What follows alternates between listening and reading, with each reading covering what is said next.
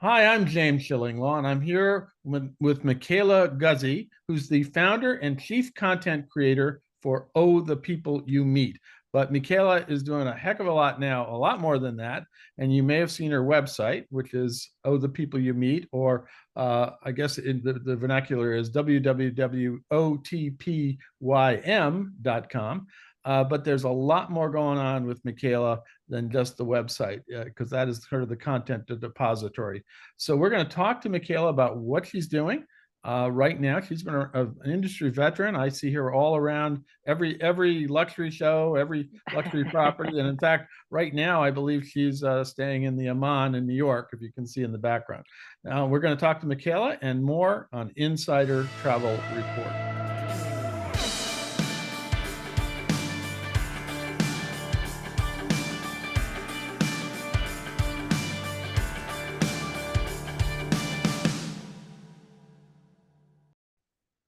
Thank you for having me. Yeah, I'm very happy to see you. I'm sorry I'm not there with in the wonderful Oman. I'm very jealous because I have never stayed there, and you're there, and it looks like you have a roaring fire in the background, and that sounds like a great place. But let's talk about first of all your website. Oh, the People You Meet, and when and why did you create it? First of all. Sure. Well, back in February of 2012, I left American Express Publishing. I was the vice president of global travel and strategic development. And my brands at the time were travel and leisure, departures, food and wine, executive travel. So, to your point, I've been around the travel industry for a very long time. I don't want to date myself, but I saw at that time a couple of holes in the marketplace, and one of those was that nobody had a digital, social, or video solution that I believed in. And by the way, I'm talking about the company I worked for, the company that was about to acquire us, and my comp set, and I still don't think they do.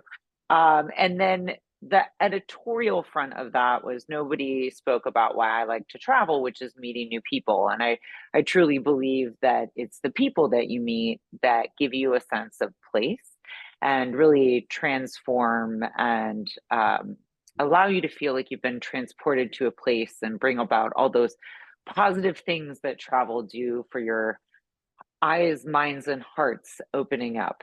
Well, that's absolutely true. You're sort of ahead of your time because it's the people, it's the experiences, it's the interaction that's what really makes travel. And I think that's what your website has been trying to do all this time. And but you do focus. What is kind of the focus of your articles, of the videos on your website?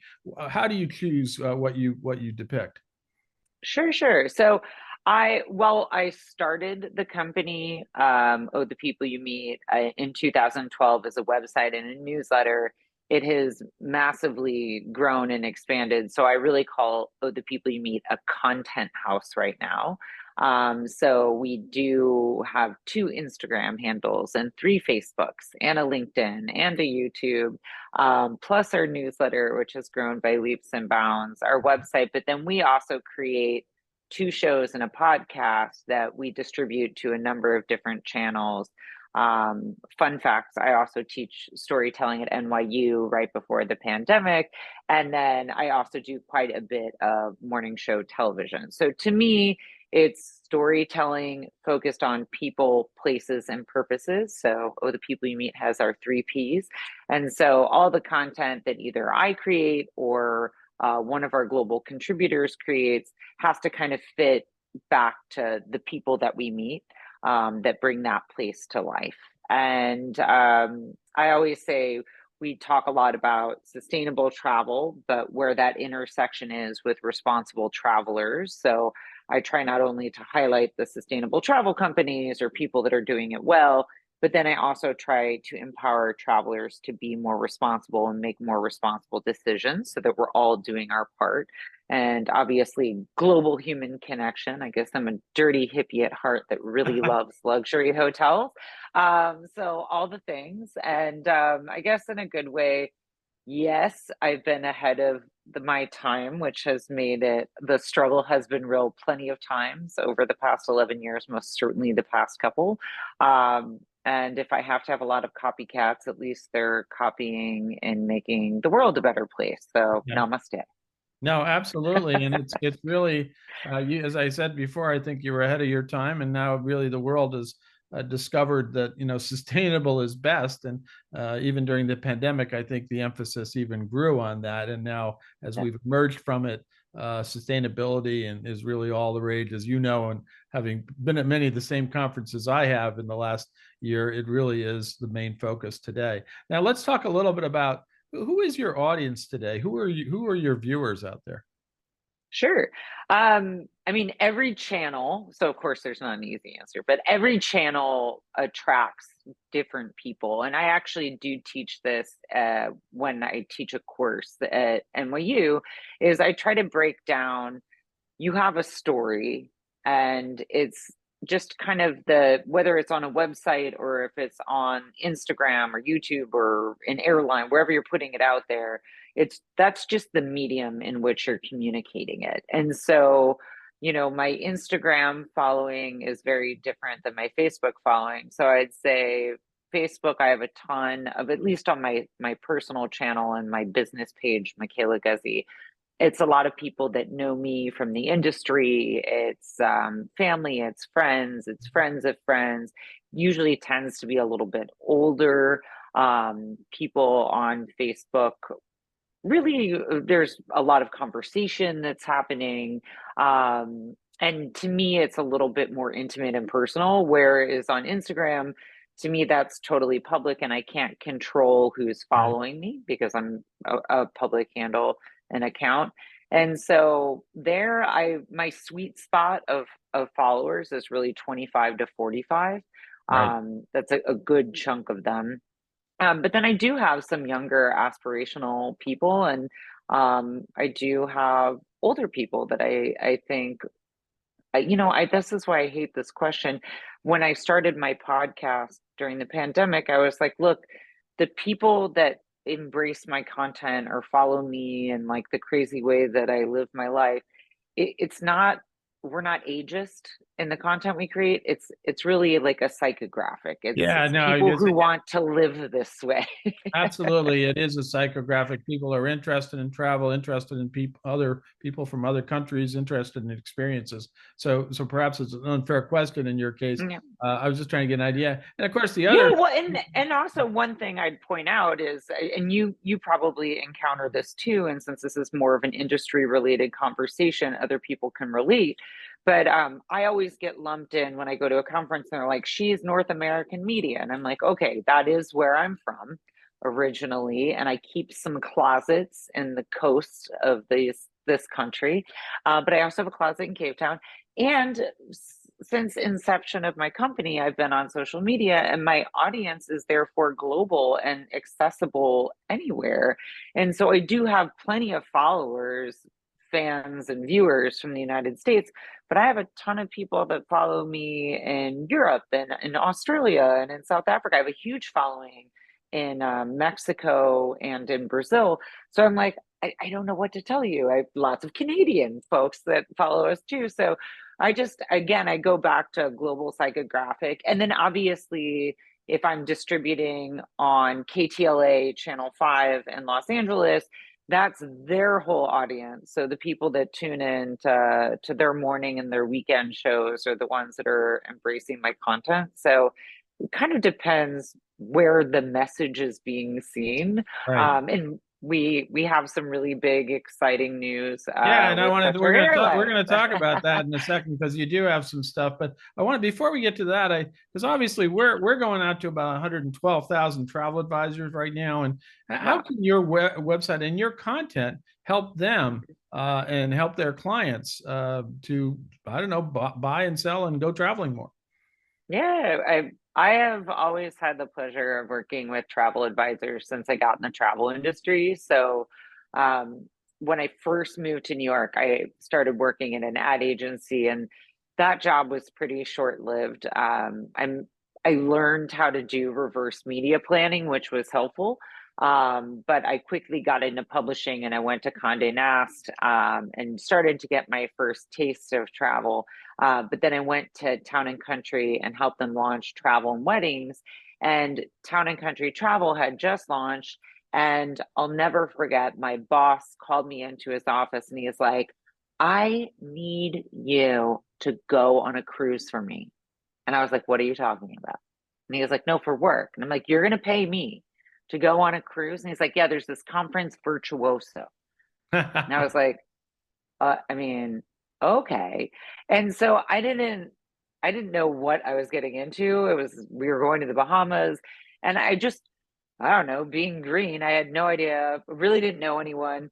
And I walk onto the cruise ship, and who are the first two people I meet but Priscilla Alexander and Valerie Wilson? And I just was like, hi, I'm Michaela, blah, blah, blah, blah, blah. We have a Town and Country Travel Club by Virtuoso. And it like everybody just kind of took me under the wing. Like I was pretty young at this stage. And like, so from there, my relationships with advisors, in fact, when I went to Travel and Leisure in 2007, several of the travel advisors and owners called on my behalf, and like were stalking the publisher to give me the job. And the publisher called me and she's like, I have heard from people from around the world, travel advisors included, people on our travel agent advisory board who are like, give her the job. She's like, I have like no choice to get these people to stop calling me. And I was like, okay, I'm very persistent when I want something. So anyway, I've had a long friendship with a bunch of advisors. I know and love and respect, you know, the Ann Scullys and the Betsy Donnellys. The really And the great travel advisors. Right. they're amazing. And I helped ILTM launch Bright Young Things back in the day. I was actually the person that moderated and curated their workshops a couple different times, both in Cannes and in New York City.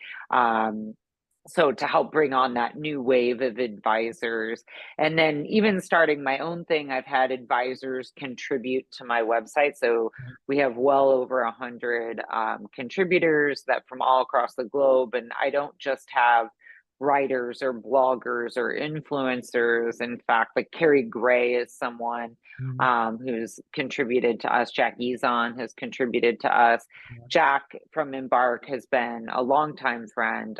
I've done some work with him back in his Ovation days, and then now that he started his own company, he realized I had a library of footage from all around the world for the past 11 years, and he was like, well, your videos are great, but I need to do videos for myself and for our social media.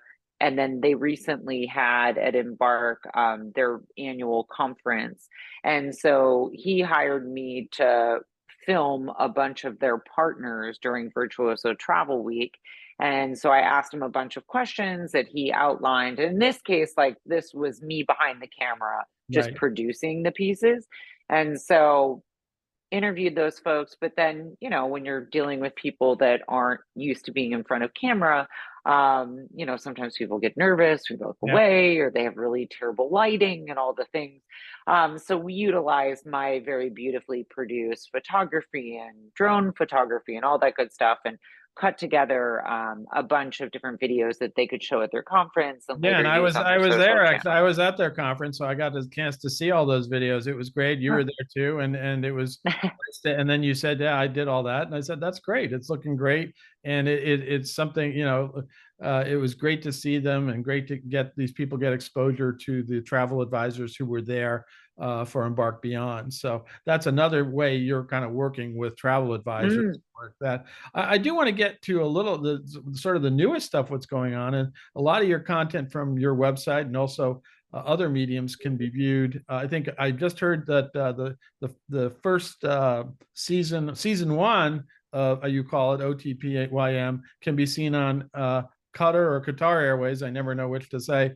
Uh, and soon I think it season two. depends who you're talking to. I know I like Qatar myself, and I was just there, so I kind of like it. That's what I say. And so and now soon season two. Can you tell us a little bit about that?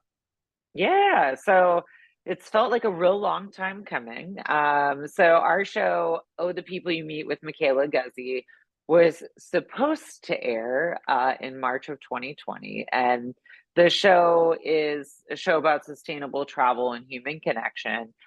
They're about what we call broadcast 30, so about a half hour long. And my whole thing since the inception of starting to do video um, has always been that it's about the people that you meet. And I've never been a big fan of hosted television. And Mhm. so the only time you see me speaking to camera, and this is just my personal style choice, is at the very beginning, I tell you who I am and where I am. And then from the rest of the point forward, it's me introducing you to people you would actually meet in the destination.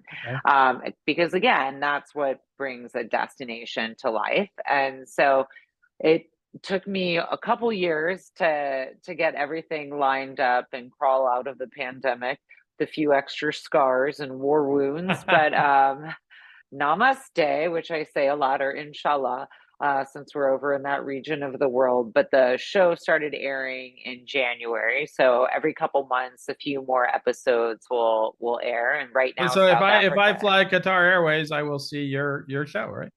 Yes, if you know Ewan from Out There magazine in London, he actually was sending me pictures because he was flying business class, the fancy pants, over to Asia. And he was like, look what I'm seeing, South Africa and Queensland, Australia. And I was like, yeah. I Well, was like, that keep the pictures coming. Hope I know. Smith actually just flew. And I was like, please, Hope, take photos.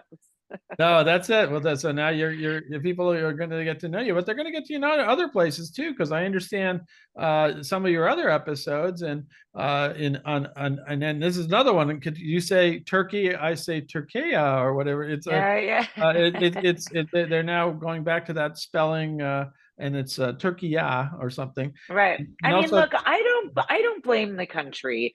The whole reason people from Turkey called it Turkey was so that Americans who couldn't pronunciate the country said it that way. And I get it, they didn't want to be confused with the thing we eat for Thanksgiving. no, So fully I in never, supporter I of never right. did. I never did. It's okay. They can probably, we're just, I'm a dumb American who probably will No, call we it just have turkey. funny pronunciations. But That's then we have, all. So, so you have your turkey episodes and Tahoe episodes are going to go on a television station, yeah.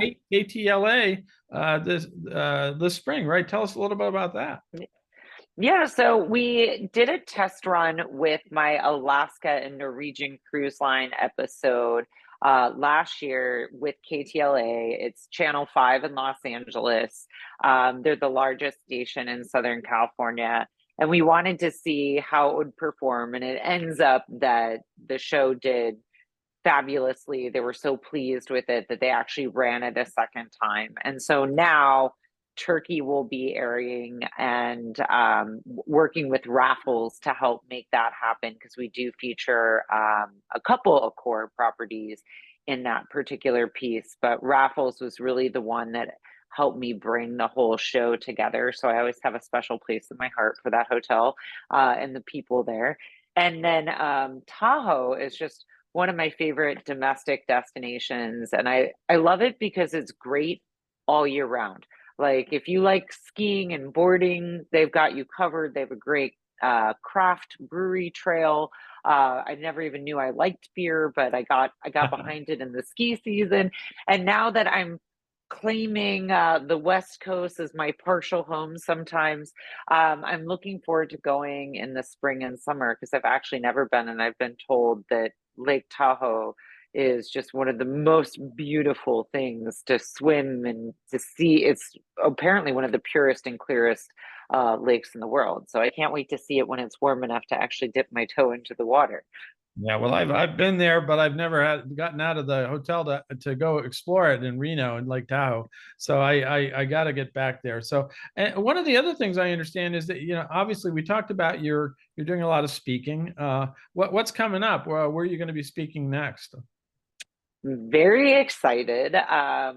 So before the pandemic, I was spending quite a bit of time in Africa in general and was trying to spend about 3 months a year somewhere on that continent.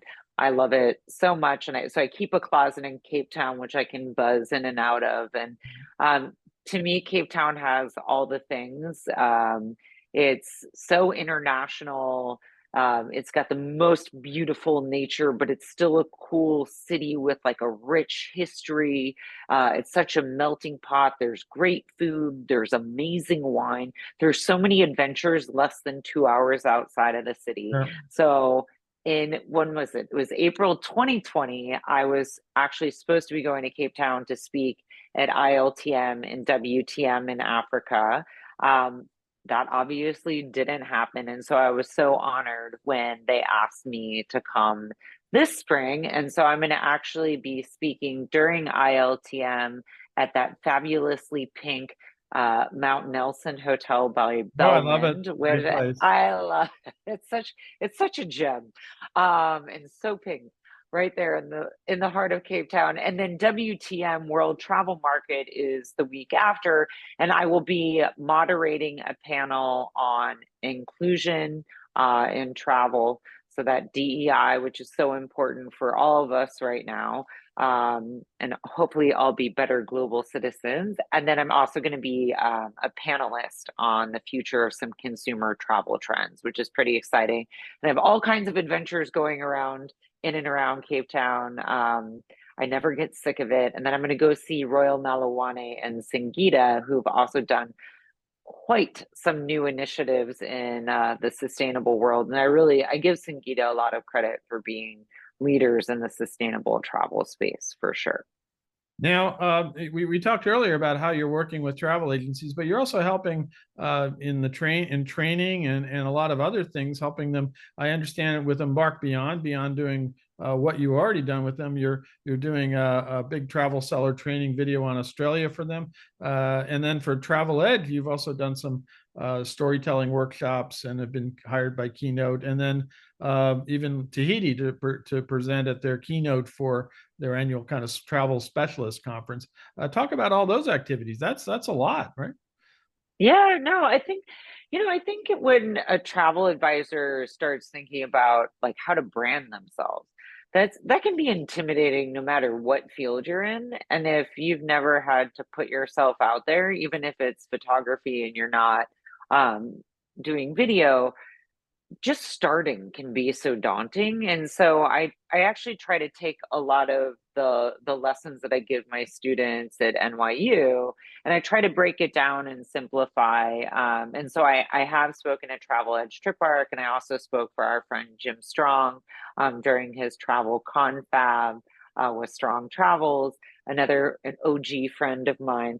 But I just like to help people tell their stories. Right. And with Embark, what's been really cool is he's such a resource and so knowledgeable. He cares so much, but it really came from helping him solve a problem. And in this case, he was kind of sick of saying the same thing over and over and over Right. again and training all these people on Australia. And so he thought, well, rather than looking at me just on screen presenting this the whole time, I'd rather give them all this amazing information over beautiful videography. And I've had the pleasure of filming with Tourism Australia 3 different times in the 11 years of running my company.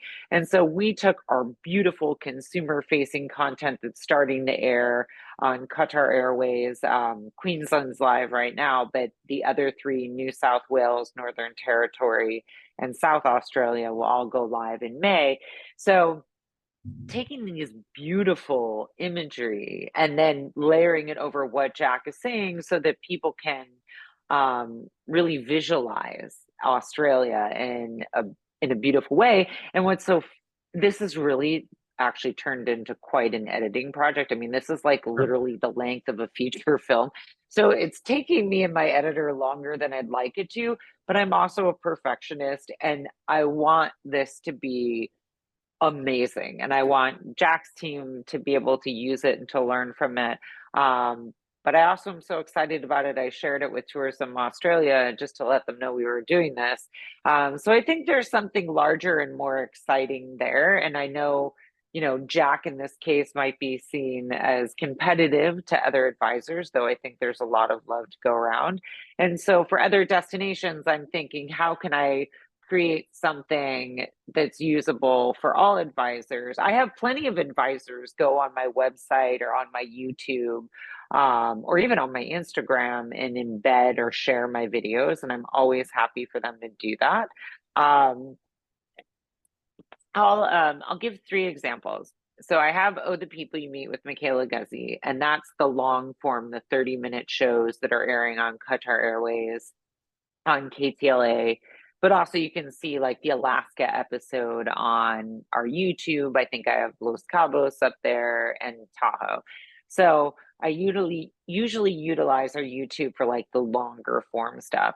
Right. And then my Instagrams, I'll put, if I'm on a morning show, I spend a lot of time writing those morning show segments, by the way. So I'm like, I want these things to live on after the 4 minutes that I spent Sure. on whatever TV station I was just on, because they're chocked full of information. So I repost those on our Instagrams and then on our Facebooks and our newsletters and whatnot.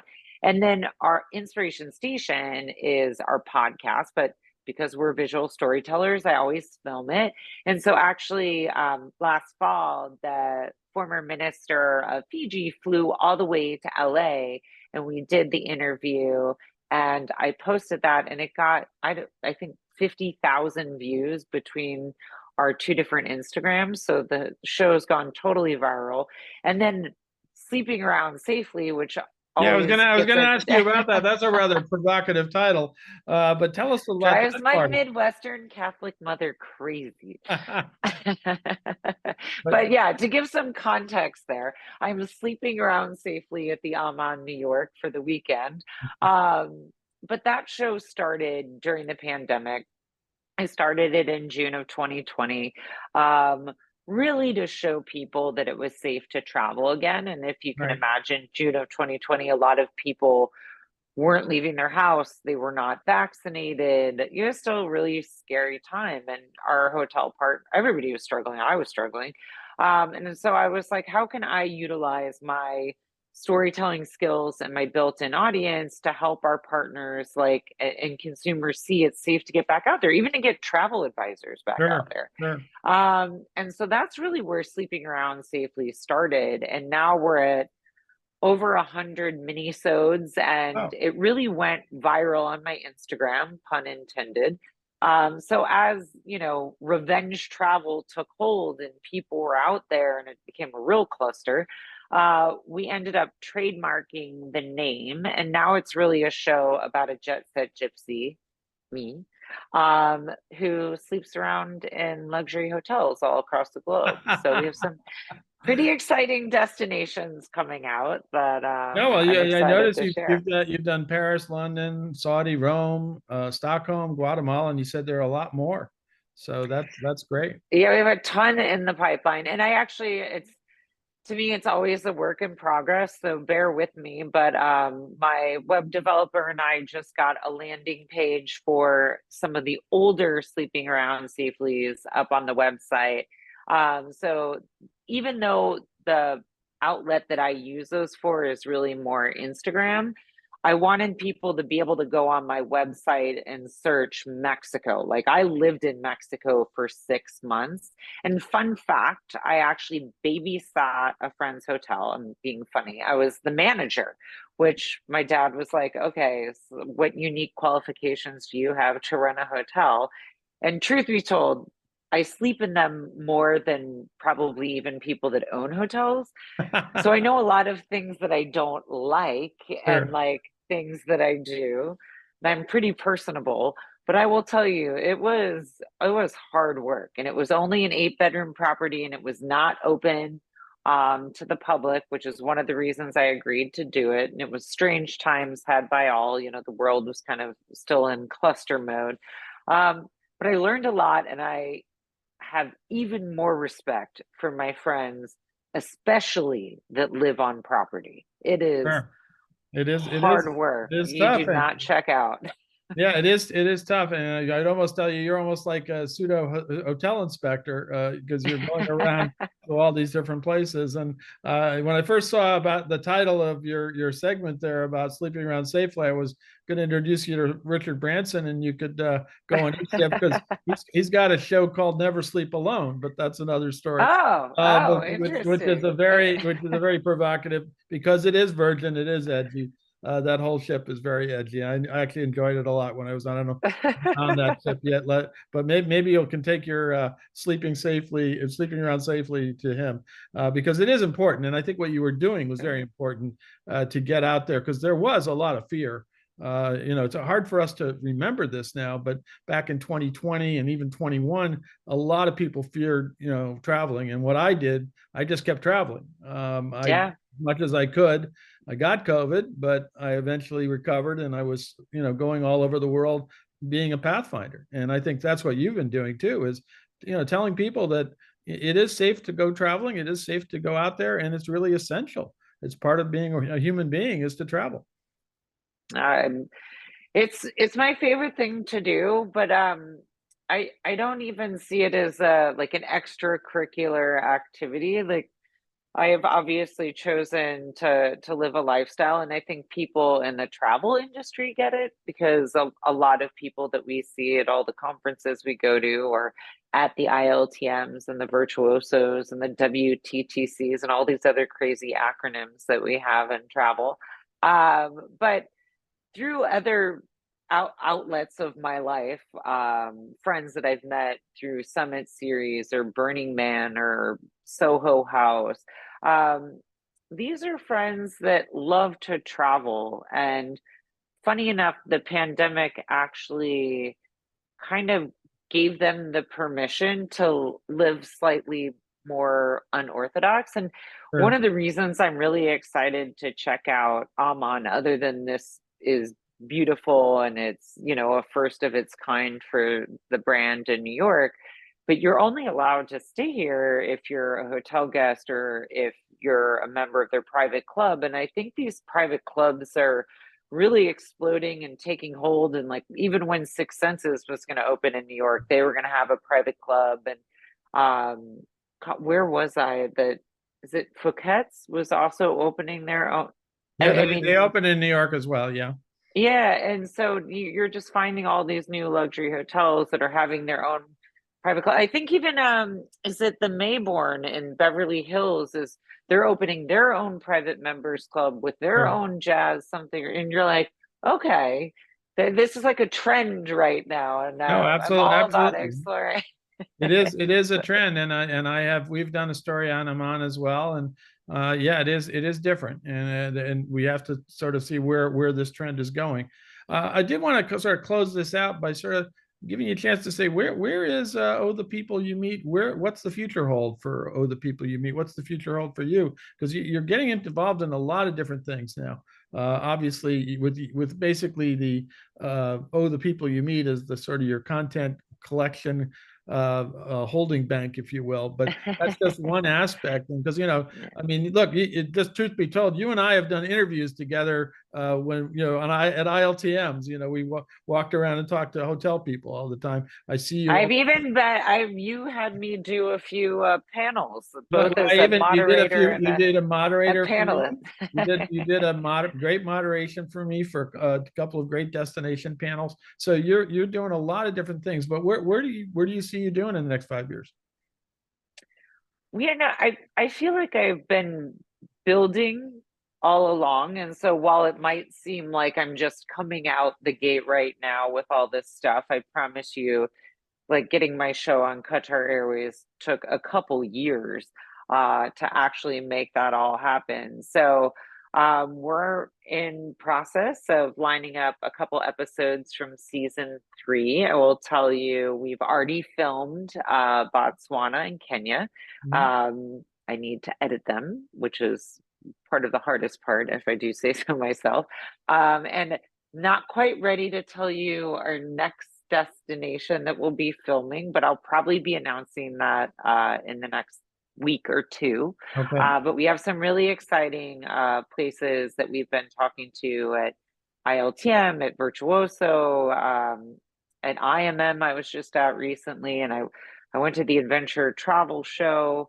So it's just lots of conferences, and as you probably know, it takes a long time to build those. Uh, I do actually, so something that I've been building that probably seems like it's just starting to percolate right now. But right before the pandemic, I had started working with the Scripps Network to do a lot of morning shows, and they have 60 stations in 45 markets. But now I have that same partnership with NBC, with KTLA, which is Channel 5 in Los Angeles, with Houston Life.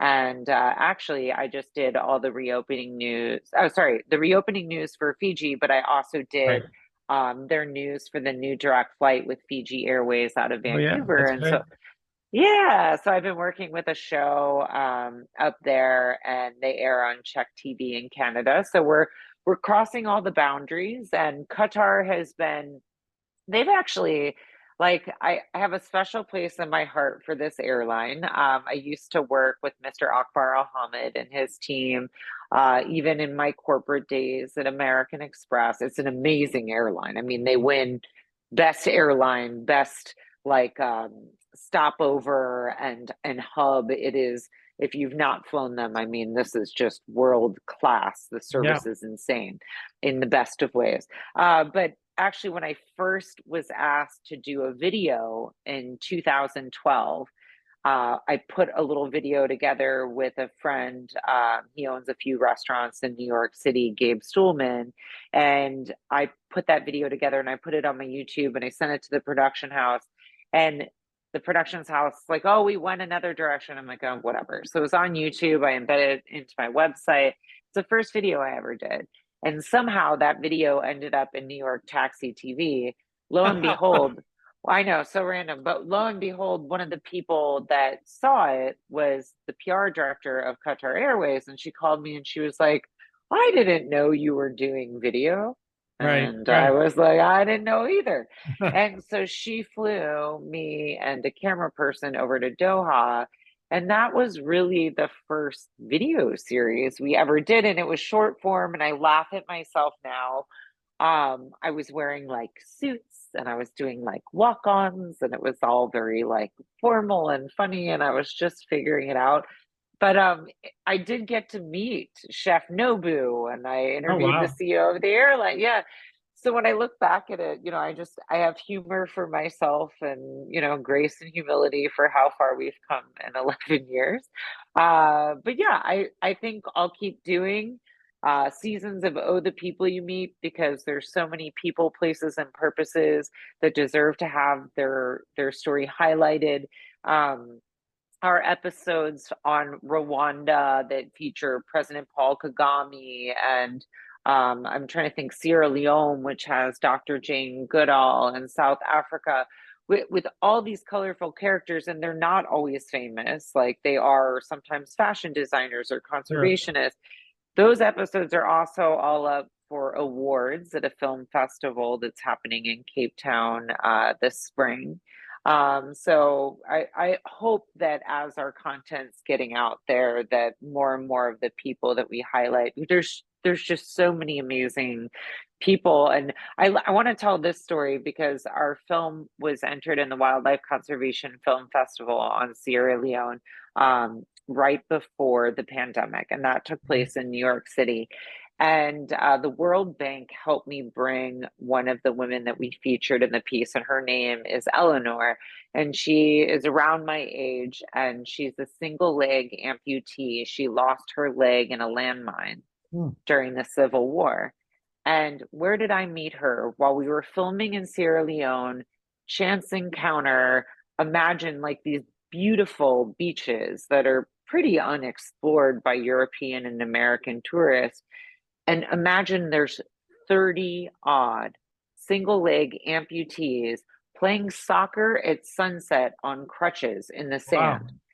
If that doesn't like bring you to tears, I was like, what is happening here? And not tears for feeling bad for them, but literally so beautiful and like sheer human will. And she is the most motivated, the most positive person I've ever met before. And so World Bank helped bring her to the Wildlife Film Festival to speak on a filmmaker panel with me after the film aired. Mhm. Well, everybody gives us a standing ovation after the film. And then when I call Eleanor up and she comes up on her crutches, I mean, there was not a dry eye in the theater. No, that's Everybody started like crying, like somewhat, but like again, tears of joy because she's so inspiring. And a woman in the front row was like, I'm gonna fly crutches to your disability empowerment project in Freetown. She brought hundreds of crutches to children and people that are a part of her organization. Eleanor herself ended up getting a prosthetic leg and spent many months in Texas, like learning how to walk again. And right. I thought, gosh, this film has only been seen in private screenings during WTM in London and at Core Club in New York and at the Wildlife Conservation Film Festival and then later in Freetown. But I was like, what happens when this show actually goes on Qatar Airways or on KTLA or all the other outlets? I hope that all my shows going live do that for all the people that I feature because they're just amazing and they're real people. No, I like real stories. and you're absolutely right. And that's an amazing story. And I know you have a lot more, maybe not as dramatic as that, but it is still what you go around to travel for, and that's the whole purpose of what you've been doing. Michaela, I want to thank you for taking so much time with us, to explain all the different things you're doing. And a lot of it does involve travel advisors, travel agency groups. And that's how we've met over the years. Mm. But it's People need them more now than ever. And absolutely. it's so silly that when someone says, why use a travel advisors? I'm like, let me count the ways of their Yeah. access, the people that they know. I always try to break it down for people. It's a service and people will pay for a private chef. They'll pay for a trainer. Like you've had to travel the world and to really understand the details of a hotel room. You have relationships that really go a long way, not only when there's a problem, but if it's a special occasion. You can call your travel advisor and they can get you upgraded. And like even just that warm welcome that makes you look good in front of the new person you might be traveling with, or help you with that access at a jazz club or getting the right table. Hey, when you're missing your connection, it's really nice to That have that is someone to that is the call. best, especially these days with a lot of the delays and missing connections. Again, I want to thank you for taking the time. Where can, first of all, give us the URL for the website once again, and Sure. also where people can get in touch with you. Thank you. It's ohthepeopleYoumeet.com. I'm Michaela Guzy and OTPYM on Instagram. We have all the Facebooks, Michaela Guzy or Oh the People You Meet. We also have YouTube. It's Michaela Guzy. And if you're on LinkedIn, I think it's the most overlooked social channel. And if you're in Southern California, tune in to KTLA and fly Qatar Airways to see the show. And if you do, take pictures and send them to me. I'll certainly do that the next time I'm on. Hopefully, it'll be that soon. And I'm sure I'll see you soon, somewhere on the road, somewhere very soon. Michaela, again, thanks. And I'm James Shillinglaw, and this is Insider Travel Report.